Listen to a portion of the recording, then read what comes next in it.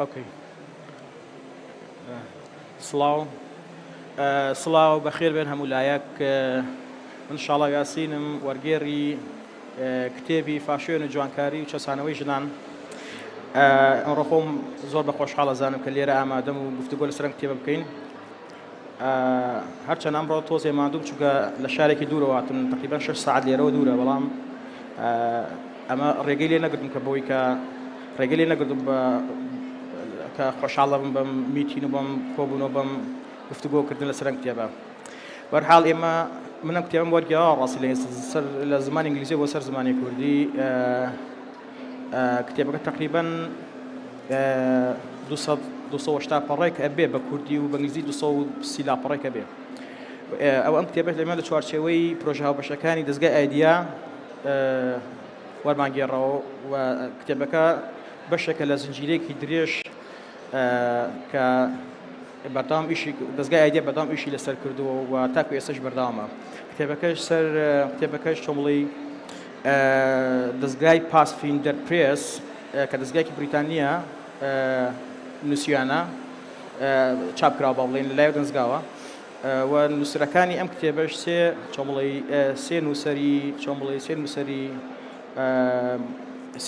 سێ مفەکری مارکسیستین یان سۆسیالیستین کە هەرسێکیان لەناو حزبی لەیبەری بریتانی یان حزبی کرێکارانی سۆسیالیستی ئیشیان کردووە و ئەم سێ نووسەرەش جۆزێف هانسن و ئێلڤین ڕید و ماری ئەلیس واترزن ونسينكانيان يا مولين كتابكانيان وخدي أم كتابش وصار قال يك زماني دنيا قال يك زماني زندوي دنيا ورجع دراون وين مزام تاكو استا بزماني كردي وسيانز زمان كسيانز زمان أبي ورجع دراون كتابه بو كتابي كتاب لي جنجا برحال من وقلت مقوم خشالة زانم أمويت بيكوا قفتقوي كي شمولي هاوريانا لسكتابك بكين كتابك بيش مشتك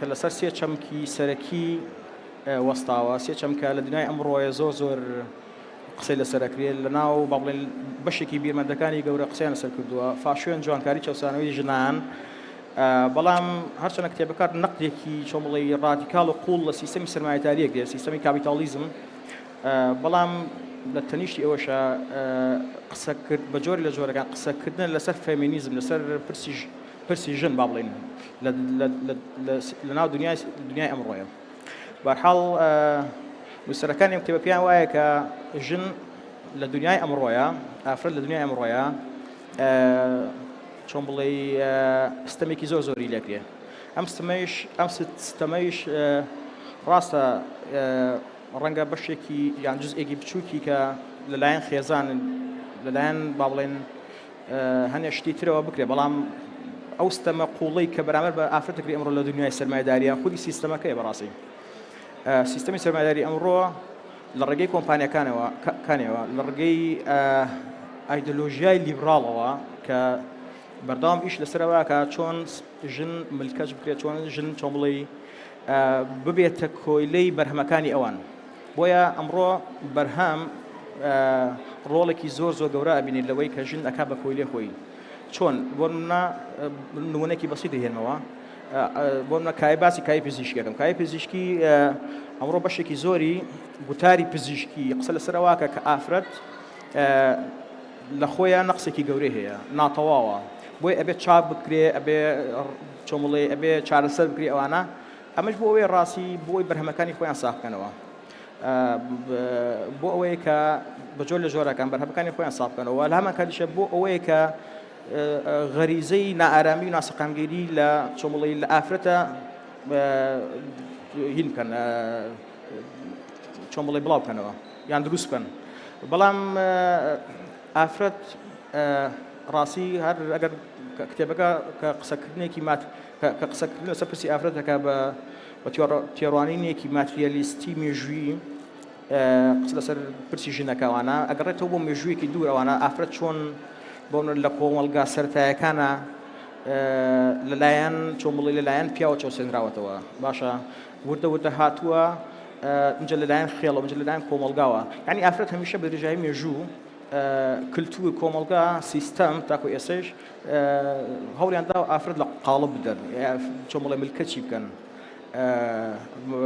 و هەروەها هەوڵیان داوە کە چونکە زانیان ئافرەت لە هەموو دنیاە لە هەموو وڵاتێکە ئافرەت ڕۆحی بەرنگاری ڕۆحی شۆڕش هەمیشە لە ئافرەت سەبەڵە بۆ لە شۆڕشی فەڕەنسا کە لە 1970کانە 1970 شتێکی ئاوا بوو دروست بوو ئەم شۆڕشە بڵێسەکەی سەرتا ئافرەتی هێڵی گیرسان بەڕاستی بۆیە ئەزانن ینی سیستەمی سەرمایه‌داری لەم ڕۆیە زانێ ئافرەت جۆرێک لە ڕۆحی بەرنگاری تایە ینی جۆرێک لە ڕۆحی شۆڕگەری تایە بۆیە هەوڵدا بە هەموو شێوێک لە قاڵبیدا کۆنتترۆلی بکە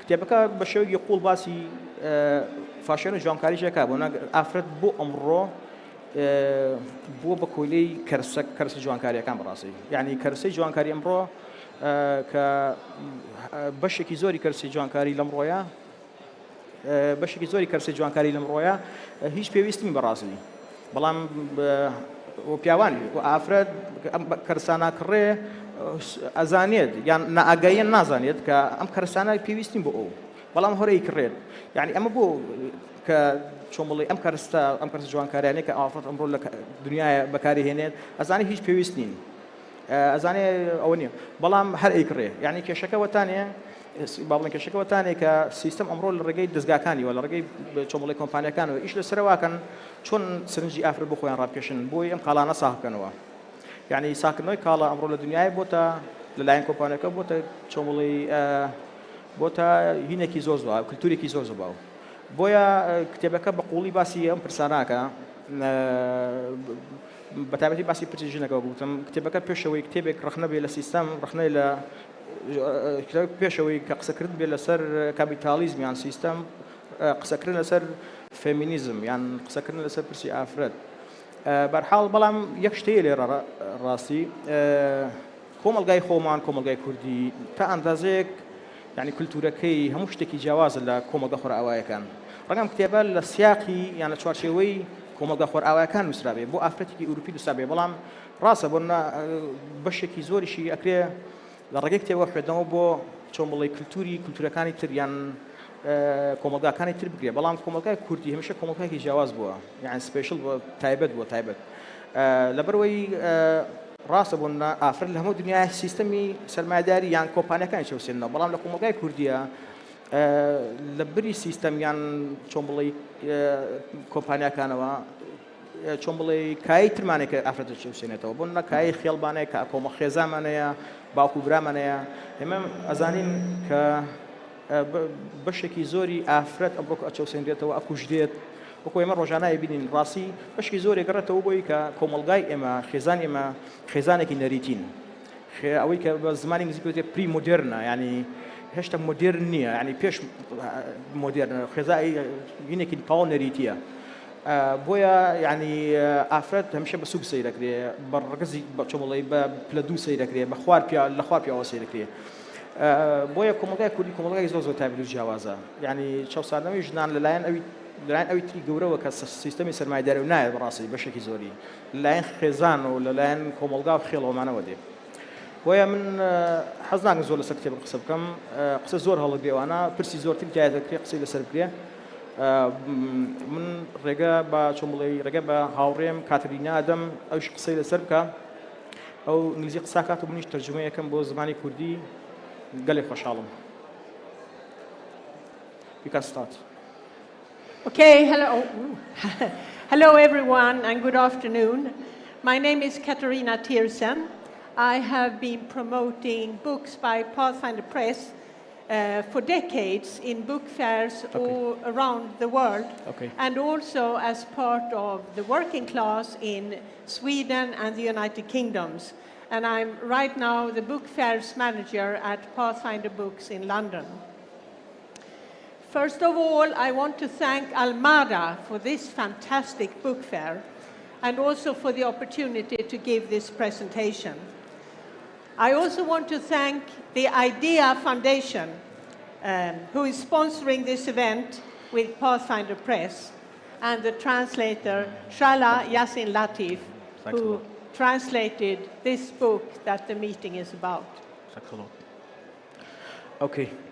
ئەڵێ من زۆر خۆشحاڵم ئەمڕۆ کە لێرە دانیشتوم لەگەڵ ئێوە گفتوگۆکەم من کاسەرینام لە دەستگای پاسفیندر پرێسەوە لەوێ ئیشەکەم و بۆ ماوەیەکی زۆریش بۆ چەندەیەک لەوێم ئیشم کردووە خۆتان زان کتێبەکە کە منش باسم کرد ئەوش هەمان شتیوت وتی کتێبەکە وەرگرا بۆ سەر چەندین زمان و کتێبەکە لەلایەن دەستگای ئایدیا وەرگێڕاوە و ئیتر کتێبەکە پاسفیندر چاپی کردووە و هەروەها وەرگێڕەکەشی منم و بڵێ.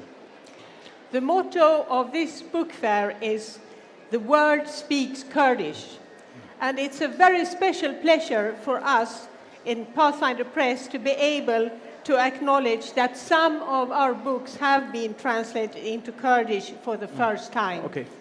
It's something that we have worked to make possible ever since we came here the first time in 2017. So I think that's a cause for celebration. The first book that was translated, also by Idea Foundation, is Are They Rich Because They Are Smart? Class, Privilege and Learning Under Capitalism.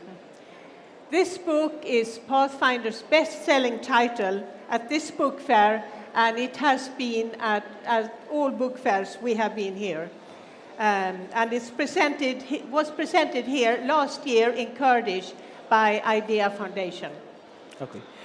ئەڵێ کتێبەکە چۆن بڵێ کتێبەکە لەسەر کۆمەڵە چەمک وەکو باسمان کرد لەسەر فاشێن و مۆدە و فاشێن و چۆسانەوەش ناقساکە و من سەرتا چۆن بڵێ زۆر مەعجب بوومەوەی کتێبەکە وەرگێڕا بە سەر زمانی کوردی و زۆر خۆشحاڵ بوومە و باوەڕش نەکرد کە دێم بۆ ئێرە و لێرە ئاوا لەناو کوردەکان دانیشی بوو چۆن بڵێ ڕوبەڕوو قساکەین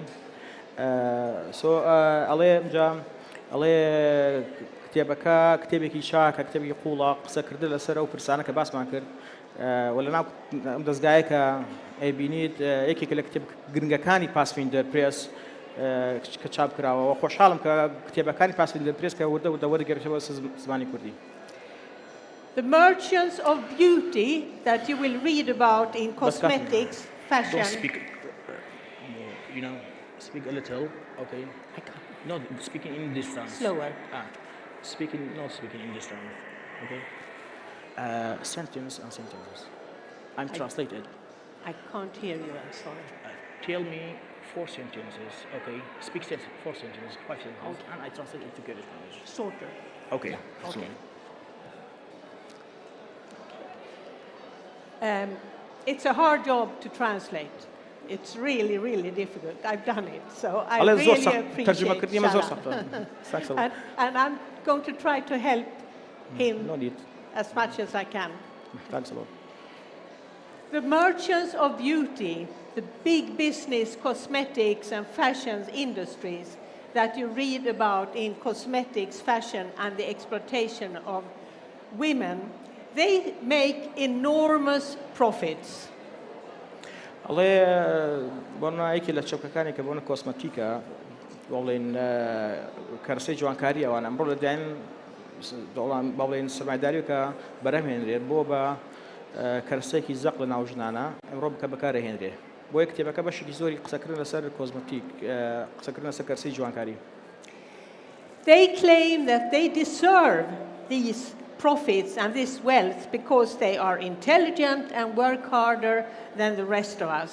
They think that they are rich because they are smart. I didn't hear you. Sorry, I speak with that. Can you repeat it to me? Yeah. Okay. It's good. Okay. These merchants think that they are. He said my voice is very low, very down. From me? Okay. Okay, speak. Okay. The preface of this book opens with the words, title notwithstanding, cosmetics, fashion and the exploitation of women is not a book about cosmetics. Sorry. ئەڵێ کتێبەکە بوورەوە دەنگەکەی باش نات ئەڵێ کتێبەکە بەتەنها باسکردنی لەسەر کۆسمەتیک کەرسەی جوانکاری. It's a book about capitalism. قسەکردن لەسەر سیستەمی کاپیتالیزم. The big cosmetic companies, they say we will all look better if we put on their things on our bodies or ingest it into our bodies. الله سیستمی مداری و باولین جنایی تیگاندو که بون امروز کosmetik بکاربینی کرسی جوانکاری درمان میکیاج امشتانا ایت تو جوان درکبی که تو امت بکارینا جوان درکبی بالا ما راسي بو قازانجی کمپانیا کانینا. The authors of the book that help us understand how the economic system that dominates the world turns not only cosmetics, but all economic and social relations between human beings into commodities, into something to be bought or sold.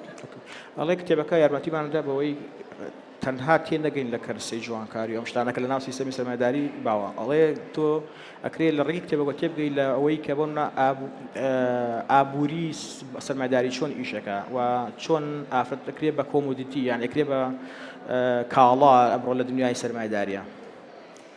Everybody and everything has a price that under capitalism. That's what they say. الله همو كسيق لنا في سيستم سرمایداری أكيد بكرة أجر شامل هو شاري أو ينبي أكيد ببيتك جوري لك الله. And the cosmetic industries promote anything from skin whiteners to make your skin look white to terrible surgery and mutilation of our bodies in the name of beauty.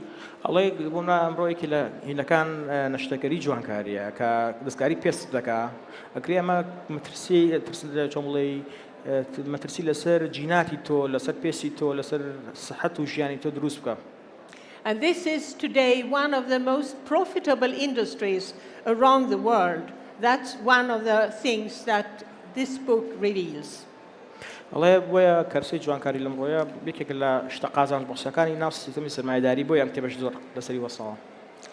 But the book also talks about the place of women in the capitalist economic order. والله كتبش قصة لسر رول لي جدان لكلنا سيستم أبوري سرمایداری.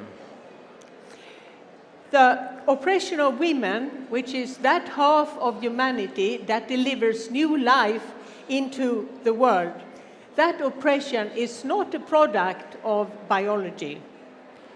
الله يبونا جنان كأمره أتشوسين رينوا بشويكي شو ملا بشويكي تند أتشوسين رينوا أتشوسانو بس أونيا طبعا هو عم جينا كرما الله أتشوسانو أو نالي أتشوسانو بس أونيا بونا تعذيبي فيزيكي جسيتو بدري أكري بونا أتشوسانو بونا دروني بزوج تيتر بويا الله لنا سيستم سرمایداری همیشه فشار لسر جن أكري بوی که خوب کاتکالا.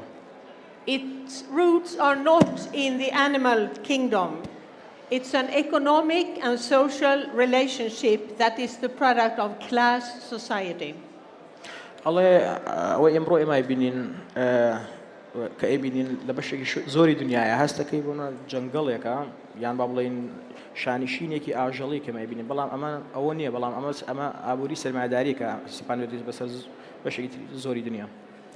Women were reduced to the second sex, subordinate to men, only about 5,000 years ago, or maybe a few more thousand years. الله كجنا كبوت رجزي دوام وبالكتش بياو كراو كنترول كراو جستي كنترول كراو تقريبا قرده بينج زار صالة بيش يسلا جنان بوشوي نبو عزاتر بنا. It's a blink of the eye in the history of human existence, which spans 6 million years.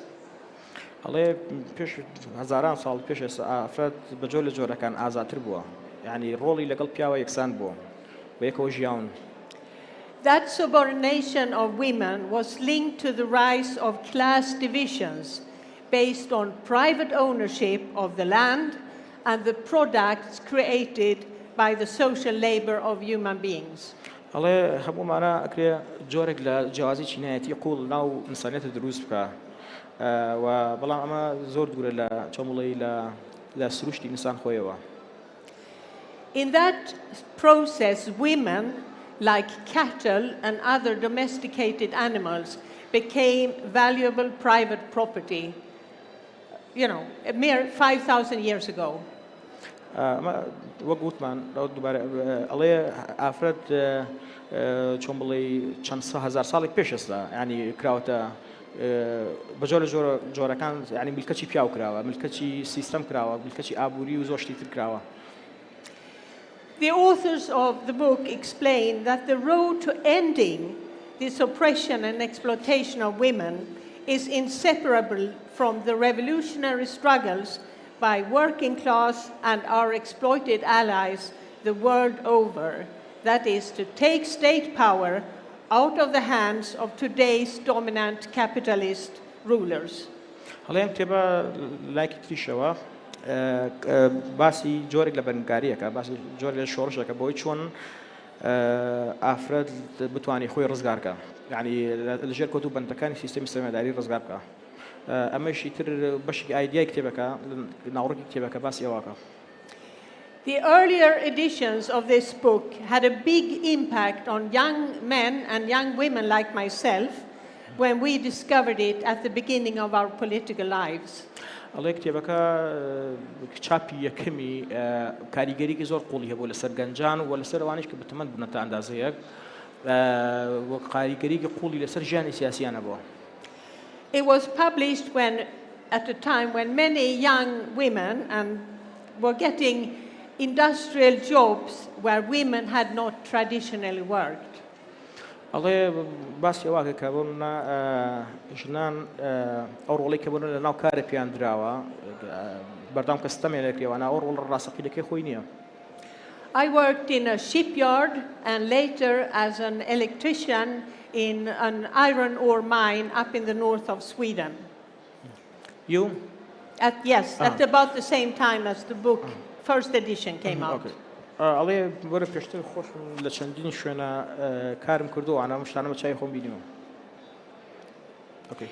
We and our workmates, we learned that women could do these jobs and we also won solidarity and comradeship from our male workmates, co-workers. ئۆکێ ئەڵێ ئەبێ ژنان ڕۆڵی ژنان ئەبێ یەکسان بێ لەگەڵ پیاوانە ئەبێ هەردووکیان کاری یەکسان و باڵێن کاری کری یەکسانیان هەبێ لە هەموو شوێنەکە.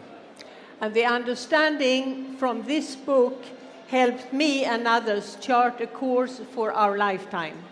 ئەڵێ ئەگەر من یا هەر کەسێکمان کە لەم کتێبە بخوێن و تێبگەین لەوانە کاریگەریە بێ لەسەرمانەوە زۆر گرنگە. Today we read and hear news daily about the brutal reality of women's oppression, from rape and sexual enslavement as weapons of war and domination, to the pay gap between men and women that exists in every country in the world. ئەڵێ ئەمڕۆ لە بەشێکی زۆری دنیاە وڵاتەکانی دنیاە ئافرەت ڕوبەڕووی بەش سیستەمێکی زۆرە بێتەوە بۆ ناو ڕوبەڕوو چۆن بڵێ ڕێیپە بێتەوە دەستدرێژێ بێتەوە ڕوبەڕووی چۆن بڵێ زۆر شتی خراپە بێتەوە کە ئێمە لە دنیای بینیم لە بەشی زۆری وڵاتەکانی دنیای بینیم. We fight for equality for women and we win some victories, but often these gains are attacked later.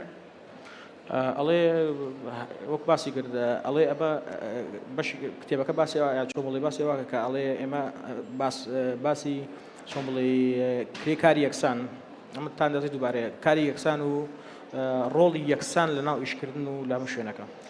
Because inequality between men and women cannot be eliminated by education or legislation. ئەڵێ بۆنە جیاوازی یەکسانی لە بینی ژن و پیاوە ئەکرێ بۆنە ئەبێ لە ناو یاسا و لە ناو زۆر شتی تر جێ بکرێتەوە ئەبێمە شتێکی سەردایە هەبێ لە هەموو شوێنەکە. It's an integral part of the class relations we live under, capitalist relations of exploitation. ئەڵێ ئەبێ ئێمە هەمیشە قسە لەسەرەوەین کە پەیوەندی چینایەتیەکان نەمێنیا جیاوازی چینایەتەکان نەمێنەوەوانە لە ناو سیستەمی سەرمایه‌داری. And these relations produce and reproduce this division in the working class between men and women that creates astronomical profits for the property classes. ئەڵێ بۆنە جیاوازی چینایەتیەکان دووبار بەرهەمێنرێتەوە ینی بە شێوازی جیاواز بەرهەمێنرێتەوەوانە ئەمەش جیاوازێکی قوڵ خاتە نێوان پەیوەندی مرۆیەکان بە تایبەتی پەیوەندی نێوان ژن و پیاو. The capitalist enterprises they devote millions to advertising and they want to create things that they make us think that we must have to be happy, and they are directing this towards everyone without pause and towards younger and younger children.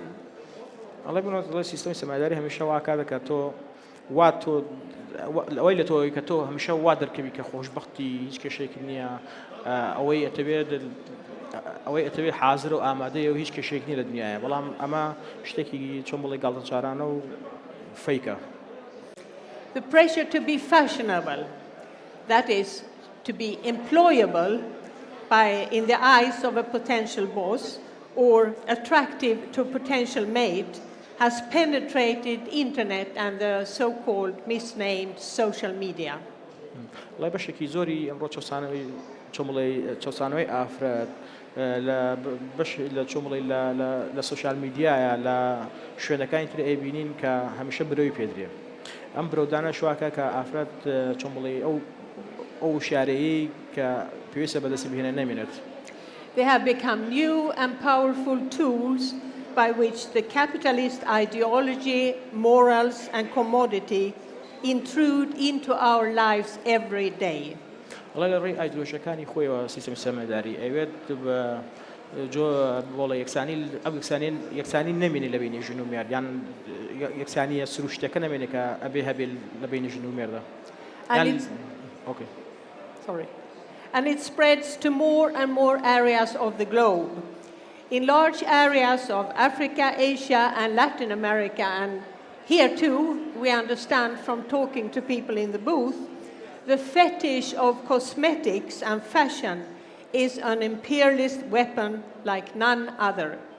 الله يورنا اللي بشي زوري الدنيا ورنا الأفريقيا لاتين لا شو أنا كاين تري دنيا يعني روم فاشن بوتا كرستيكي ترسناك بد كرستيكي ترسناك لدرس سيستمي كابيتاليزم كأفريقيا شمولي أفريقيا بيتشوس إنجلترا.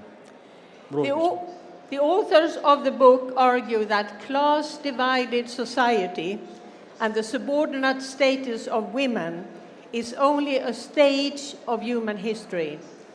It has a beginning and it can be ended. الله ما ستاتوس بني سيستم السرمداري وجوسانه وجنان دروز بوا تاكو يسشهر بردوامه بويا كوتاينا ليستاينا ناتوين كوتاي بمدريد. Capitalism might seem powerful today, but they are no more permanent than the property and class relations that preceded capitalism, like slavery and feudalism. الله كابيتاليزم الدنيا يمرويا زوزو بهذا لتشاو يعني لقراه كان بيشو تريخويا زوزو بيسترا وأم بهذه شوية كده زول شمولي زور استمكان برامبر بمرو زوزو تنتربي لتشاو جاران. The news every day brings home to us more and more sharply that we are living through the openings of years of what will be economic, financial and social convulsions, class battles and wars. الله الرجاي باش يزوري شو صار مكان الرجاي أبوريو درايو كومبانيا كاننا وكروبروي إنسان بتاعتي أفريقيا كريتوا. The imperialist epoch's opening guns of World War III sounded here by the US imperialist wars against Iraq in 1991 and 2003. And today they are louder and louder. But this is not inevitable. والله بلام سيستم استمرار اشتكي حتمينية وصدمك بعضنا صدمك يدياري كلا وصل يلا بلام سيستمك حتمينية بلام دنيا ما هر برزو بيتوا برام بكو جورك لبرنجاري برام بربم سيتنا. That depends on which class rules. And the international working class today is much larger and potentially much stronger in the last century at the time of World War I and World War II. الله يردواي وتابتي لدواي جنگي كم جاني ودوم جاني وا سيدمي سرمایداری رولي لدنيا چومبلي فرانتر وقلتر بوتوا هم كنو كلا بريك الدنيا داگير كردوا بويا يعني شو نحن ما طول الدنيا سيستم سرمایداری امروز دست بينا گشت بيه تر هذا شتيكي بچوكتا قوتنيشت. And the large increase of women in the workforce is one of the reasons for this. الله ژنانی شتر چۆن بڵێ لە دوای قۆناغەوە چەسانەوەکانیان زیاتر ڕوبەڕوو کراوەتەوە. On the cover of this book, you will see a photo of bakery workers and union members in Kansas, United States, fighting against 84-hour work weeks. Sorry, I speak. We remain in 5 minutes. Okay. We remain in 5 minutes. You hear me? We remain in 5 minutes. Okay. Just repeat it to me. I didn't hear you. I can't hear. We remain in 5 minutes. Okay. I give you 5 minutes? No, remaining 5 minutes. Oh, okay. Remaining. Okay. Yes. I will finish in 5 minutes. Okay. Okay, one of the placards here says, mandatory overtime, where is my family time?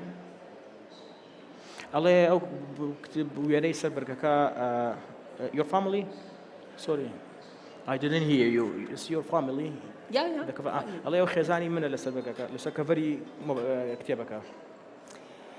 You will find many photos of women workers from all over the world fighting with their unions for better working conditions or on social and political questions.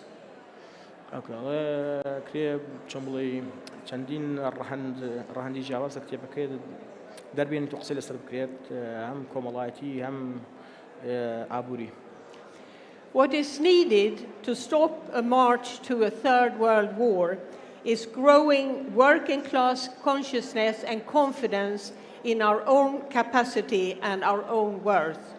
أوي جنجليرا جختي لسبكتوا أوي كا شاملي وش درس كل جواري لو شاري لناو خلقة وشاري برامبر با شاملي أو شتاني كبروا الدنيا الرؤدة. And the book explains we need a revolutionary working class leadership. وأوي ليرا باسكلا والله جورك أوي بيويس لمغويا بيويسي بجورك لا روحي كي شورج جري سكرتاتي كي شغلي برنجار خوازانا بيويستا. A kind of leadership that will develop and in the course of revolutionary class battles against all forms of national oppression and for working class political power for socialism.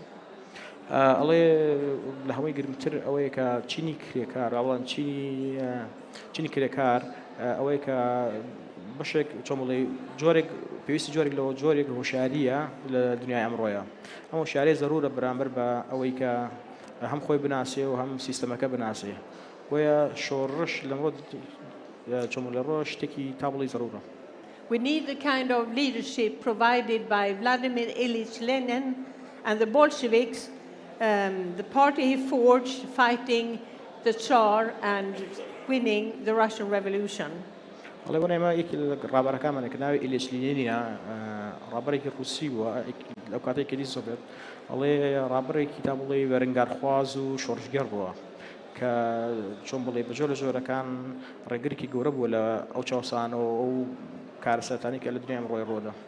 We need the kind of leadership exemplified by Fidel Castro and the cadres and party there that led the way to Cuba's socialist revolution.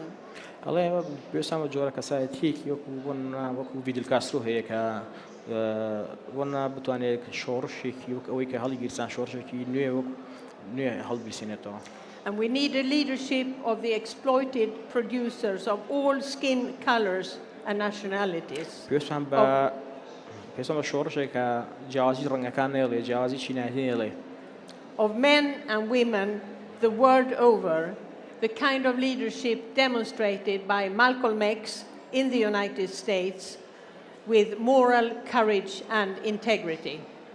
الله بونا بيسمى جور كسائت كمال كسائتي تري شيء بونا الأمريكا كهبوا كمال كسائتي هبونا أنا جواز إيش أنا سلوك كردو جوازي بقولين جاكاري رجازي نهلا يوم في اسمه جوري رابريتي أو جور كسانة هي. And leaders like the authors who wrote this book, leaders of the Socialist Workers' Party in the United States and others like them around the world.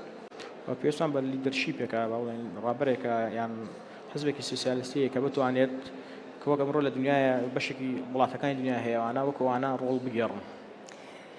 Those kind of leaderships can only be forged and will be forged and continue to be forged in the heat of class battles.